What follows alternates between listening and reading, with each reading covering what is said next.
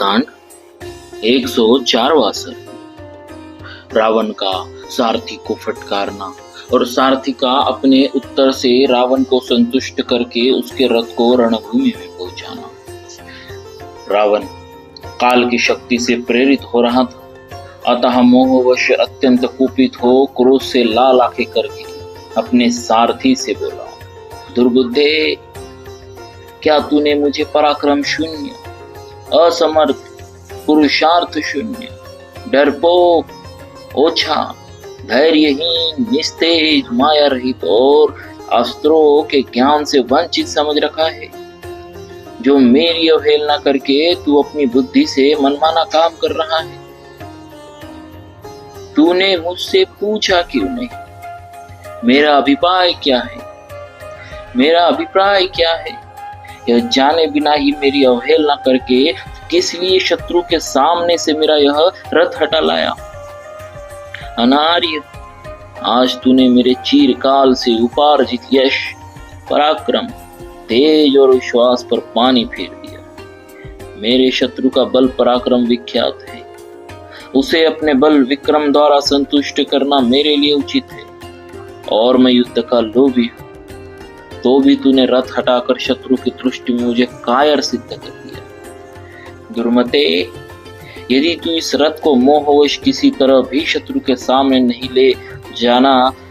ले जाता तो मेरा यह अनुमान सत्य है कि शत्रु ने तुझे घूस देकर फोड़ लिया। हित चाहने वाले मित्र का यह काम नहीं है। तूने जो कार्य किया है वह शत्रुओं के करने योग्य है। यदि तू मेरे साथ बहुत दिनों से रहा है और यदि मेरे गुणों का तुझे स्मरण है तो मेरे इस रथ को शीघ्र लौटा ले चल, कहीं ऐसा न हो कि मेरा शत्रु भाग जाए।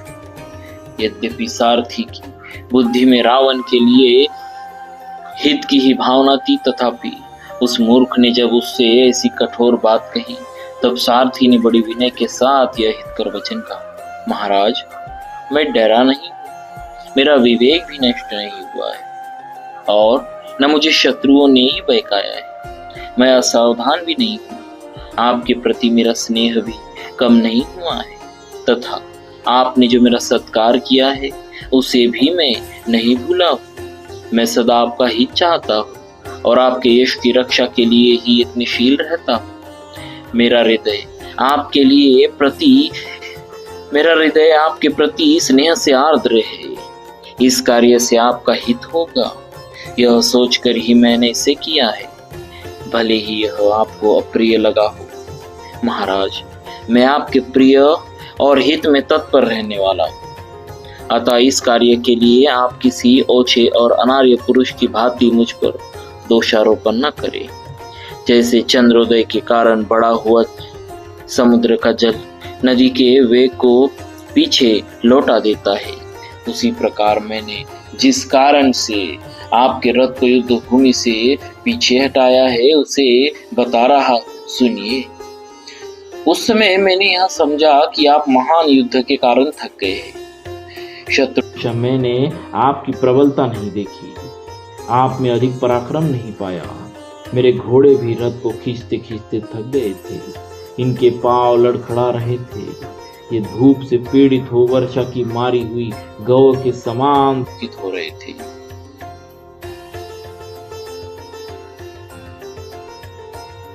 साथ ही इस समय मेरे सामने जो लक्षण प्रकट हो रहे हैं, यदि वे सफल हुए तो हमें उसमें अपना मंगल ही दिखाई देता है।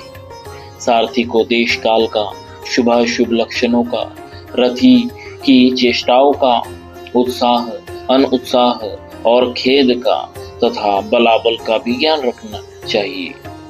धरती के जो ऊंचे नीचे समविषम स्थान हो उनकी भी जानकारी रखनी चाहिए। युद्ध का उपयुक्त अवसर कब होगा इसे जानना और शत्रु की दुर्बलता पर भी दृष्टि रखनी चाहिए। शत्रु के पास जाने, दूर हटने, युद्ध में स्थिर रहने तथा युद्ध भूमि से अलग हो जाने का उपयुक्त अवसर कब आता है, इन सब बातों को समझना रथ पर बैठे हुए सारथी का कर्तव्य है।